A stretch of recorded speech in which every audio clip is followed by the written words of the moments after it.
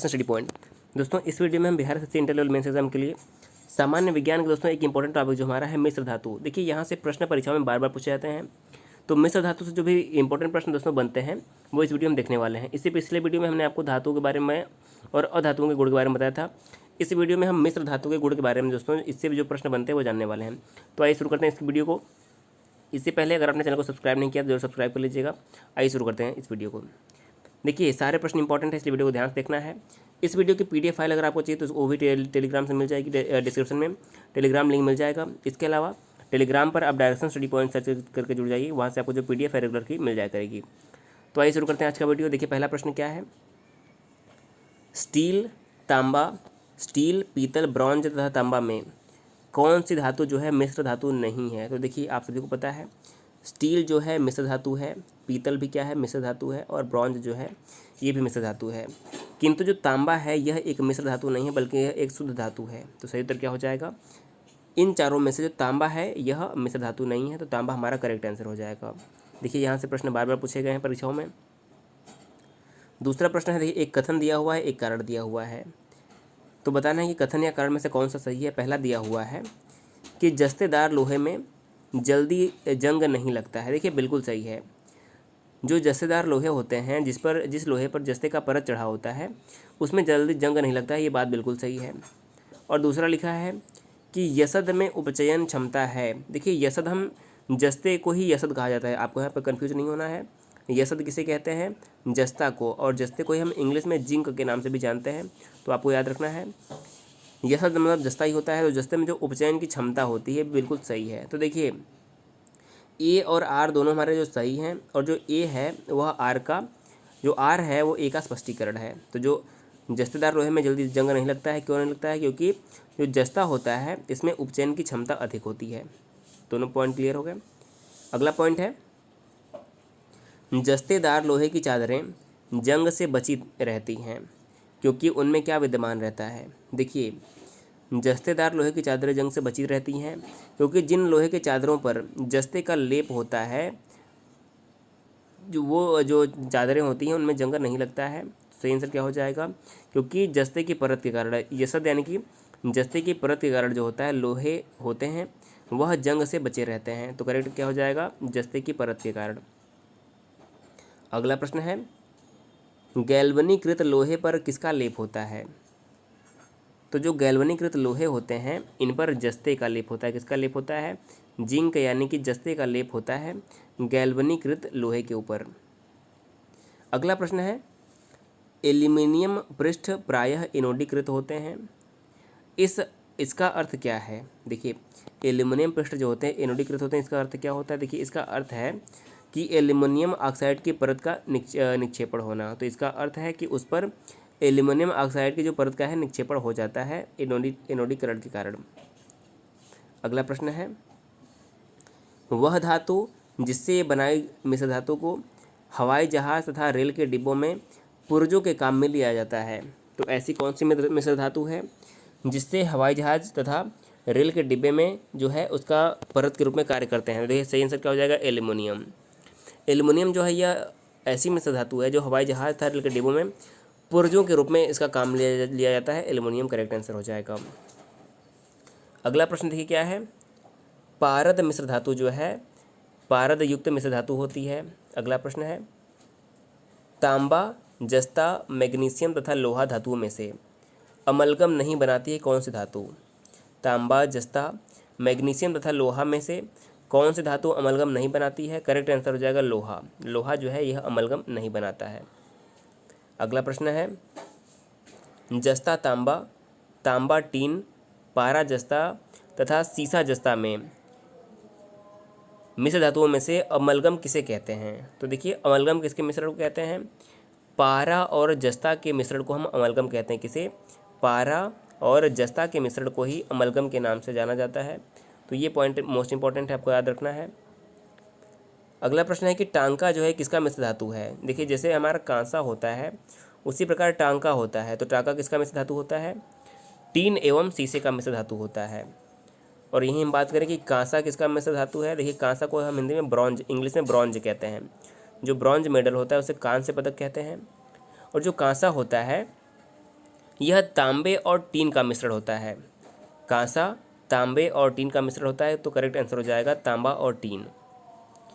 अब देखिए अगला प्रश्न क्या है, जर्मन सिल्वर में चांदी का प्रतिशत कितना होता है। तो जो जर्मन जर्मन सिल्वर होता है इसमें चांदी का प्रतिशत 0 होता है, यानी कि इसमें चांदी का प्रतिशत कितना होता है, 0%। अगला प्रश्न है, तांबा, एल्यूमिनियम, जस्ता तथा निकेल में वह तत्व जो जर्मन सिल्वर में उपस्थित नहीं होता है। तो देखिए तांबा, एल्यूमिनियम, जस्ता और निकेल में जर्मन सिल्वर में क्या उपस्थित नहीं होता है, करेक्ट आंसर हो जाएगा एल्यूमिनियम। एल्यूमिनियम के अलावा निकेल, जस्ता और तांबा जो है यह जर्मन सिल्वर में उपस्थित होता है। एल्यूमिनियम जो है यह जर्मन सिल्वर में उपस्थित नहीं होता है। अगला प्रश्न है, पीतल, कांसा, जर्मन सिल्वर तथा गन मेटल में से तांबे की अधिकतम मात्रा किसमें होती है। पीतल, कांसा, जर्मन सिल्वर और गन मेटल में तांबे की अधिकतम मात्रा किसमें होती है, तो करेक्ट आंसर हो जाएगा कांसे में। देखिए कांसे में जो है तांबे की अधिकतम सबसे जो मात्रा होती है वो कांसे में ही होती है, तो करेक्ट आंसर क्या हो जाएगा, कांसे में तांबे की मात्रा सबसे अधिकतम होती है। अगला प्रश्न है, वह धातु जो पीतल, कांस्य तथा जर्मन सिल्वर इन सभी में उभय घटक के रूप में विद्यमान है, यानी कि ऐसा कौन सा धातु है जो पीतल में भी होता है,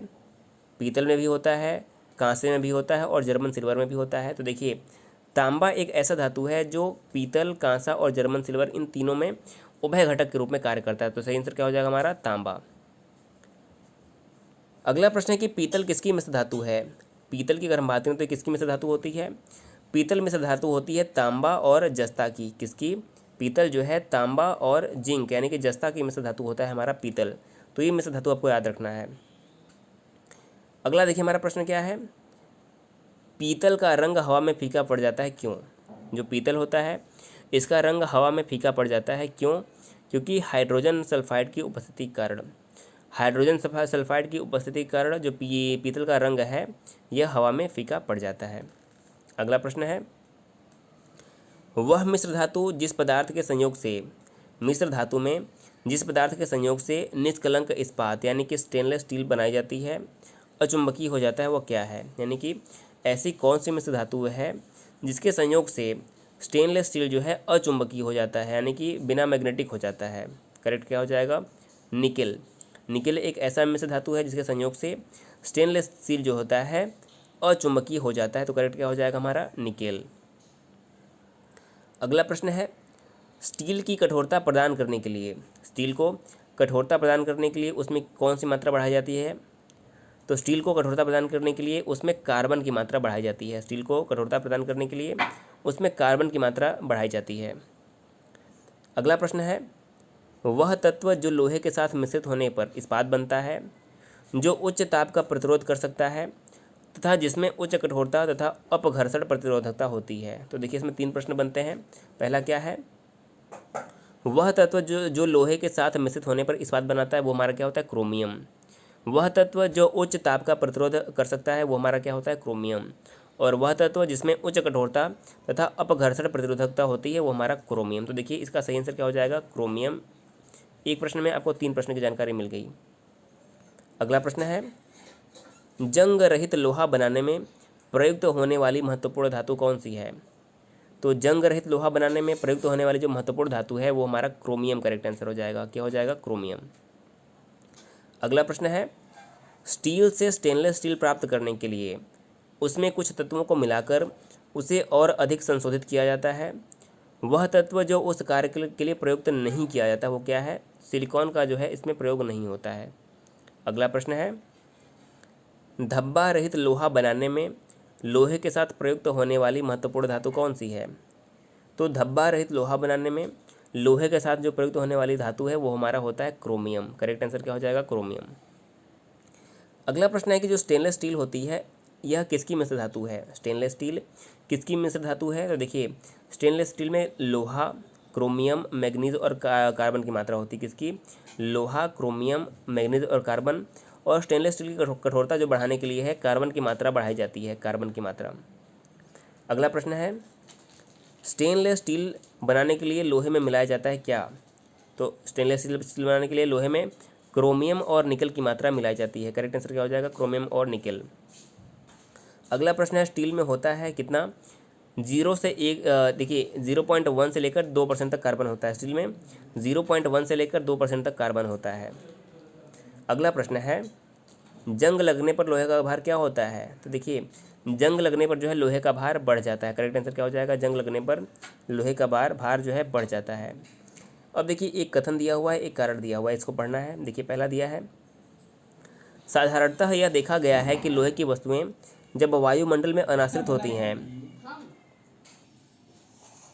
तो देखिए साधारणतः यह देखा गया है कि लोहे की वस्तुएं जब वायुमंडल में अनाश्रित होती हैं तब वे भूरे पाउडर की परत से आच्छादित हो जाती हैं, जिसको जंग कहते हैं। देखिए बिल्कुल सही है, जब कोई भी धातु हवा में खुले में रहती है तो उसमें जंग लग जाती है। करेक्ट आंसर हो जाएगा। दूसरा कारण लिखा है कि जंग अर्थात भूरी पाउडर अर्थात पदार्थ टैनिन के जमा होने पर बनता है, नहीं। देखिए जो जंग लगता है भूरे पाउडर का नहीं कारण नहीं होता है, यह ऑक्सीकरण के कारण जमा होता है। तो देखिए जो हमारा ए है वो सही है, परंतु आर जो है गलत है।